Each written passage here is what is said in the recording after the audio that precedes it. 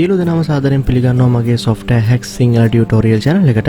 අද මම ඔයගොල්ලන්ට කියා දෙන්න යන්නේ totally free download කරන්න පුළුවන් screen recorder එකක් ගැන. ඔයගොල්ලෝ දන්නවා ඇති OBS screen recorder කියලා තියෙනවා. මේ screen recorder එක අනිත් ඒවා වගේ නෙමේ.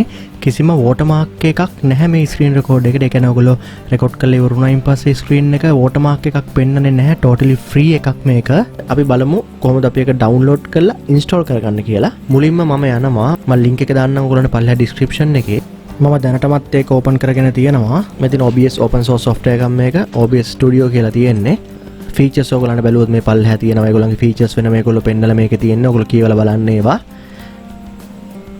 මේක Mac වලට support කරනවා. ඒ වගේම Linux වලට Windows වල 8.1 Windows 10 වලට support කරනවා. හොඳයි දැන් අපි බලමු මේක අපි කොහොමද ඔයගොල්ලන්ගේ PC එකට download කරගන්නේ කියලා. මම මේක මගේ කම්පියුටර් Windows ඉඳන් මම Windows කියන එක click කරනවා. ක්ලික් කළාම මෙන්න මේ වගේ තැනකට ඕගොල්ලෝ එනවත් එක්කම මේ පල්ලෙහෙන් ඔටෝමැටිකලි ඩවුන්ලෝඩ් වෙන්න ගන්නවා පොඩි ෆයිල් එකක් මේක.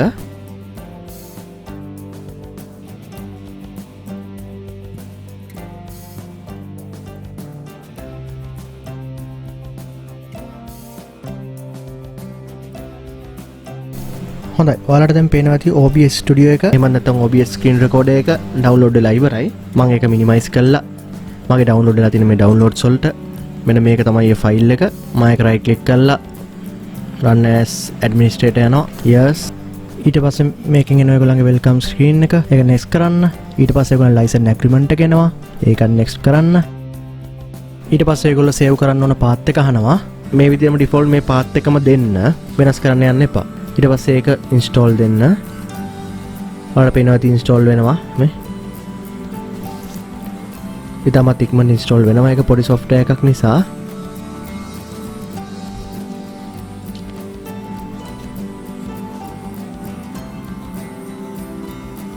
හොඳයි ඊට පස්සේ මේක finish කළායින් පස්සේ ඔයගොල්ලන්ට පේනවා ඇති මෙන්න මෙතන desktop එකට ඇවිල්ලා තියෙන OBS studio කියලා. මම ඒක double click කරලා open කරනවා. OBS screen recorder එක එහෙමත් නැත්නම් OBS studio එක open වුණා. මේකේ වැඩ කරන විදිය ගැන නම් මම ඔයගොල්ලන්ට ඉස්සරහට ඉදිරි tutorial වලදී කතා කරන්නම්. ඒ වගේම display capture එකක් හරි scenes එකක් හරි open කළයින් පස්සේ black screen එකක් විතරක් පෙන්නුවොත් ඒකට හේතුව තමයි මොකද system එකෙන් තෝරගන්න ඕනේ මේක ඔයාලගේ තියෙන dedicated VJ එකෙන්ද Nvidia graphic card එකෙන්ද perform කරන්න ඕනේ කියන එක ඒගොල්ලන්ට තෝරගන්න අපහසු වෙන නිසා තමයි black screen එක එන්නේ.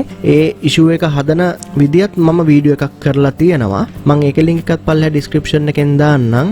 ඔයාලට software එක install කරපු සැනින්ම මේ වගේ open වුනේ නැත්නම් ඕගොල්ලෝ අනිවාර්යයෙන්ම ඒ වීඩියෝ එකේ method දෙකක් තියෙනවා හදන විදිහ. ඒ ක්‍රම දෙකෙන් එකක් අනිවාර්යයෙන්ම සාර්ථක වෙනවා. මොනවා හරි මේක සම්බන්ධව ගැටලු තියෙනවා නම් අනිවාර්යයෙන්ම පල්ලෙහා comment තීරුවේ දාන්න. මම ඔයගොල්ලන්ට නිකන් කරලා පෙන්නන්නම් කොහොමද මේකෙන් record වෙන්නේ කියන එක. මෙන්න මෙතන මේ start recording කියලා තියෙනවා. ඒක මම click කරනවා. එතකොට ඔයාලට පේනවා මෙන්න මෙතනින් record වෙගෙන යනවා මේ.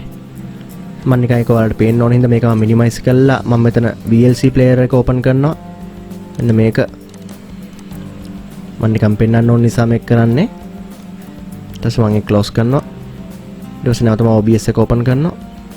කළා මෙතනින් stop recording කරනවා. දැන් මගේ මේක record වෙලා ඉවරයි. මම ඒක හොයාගන්න මම මේ file එකට ගිහිල්ලා show recordings යනවා. එතකොට මෙන්න මේක තමයි මම ඒක click කරලා පෙන්නන්නම්. ඒ මම ඔයාලට කරලා පෙන්නුව එක තමයි දැන් මෙතන මේ view වෙන්නේ.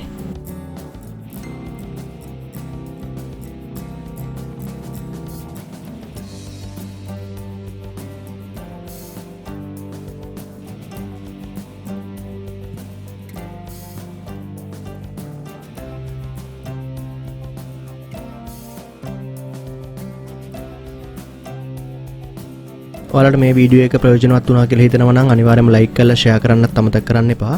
ඒ වගේම මගේ මේ channel එක subscribe කරන්න. පැත්තේ තියෙන bell icon එකත් click කරන්න. එතකොට ඔයගලන්ට මම අලුත් වීඩියෝ එකක් දාපු සැනින්ම ඒක බලා ගන්න පුළුවන් notification එකක් විදියට. තව දෙයක් කියන්න ඕනේ මේක totally free software එකක්. කිසිම license එකක් අවශ්‍ය නැහැ. free license මේක. ඒ නිසා ඔයගලන්ට බය නැතුව පාවිච්චි කරන්න පුළුවන්. එහෙනම් අපි නැවතත් වීඩියෝ එකකින් හමු වෙනතුරු සියලු දෙනාටම සුබ දවසක්.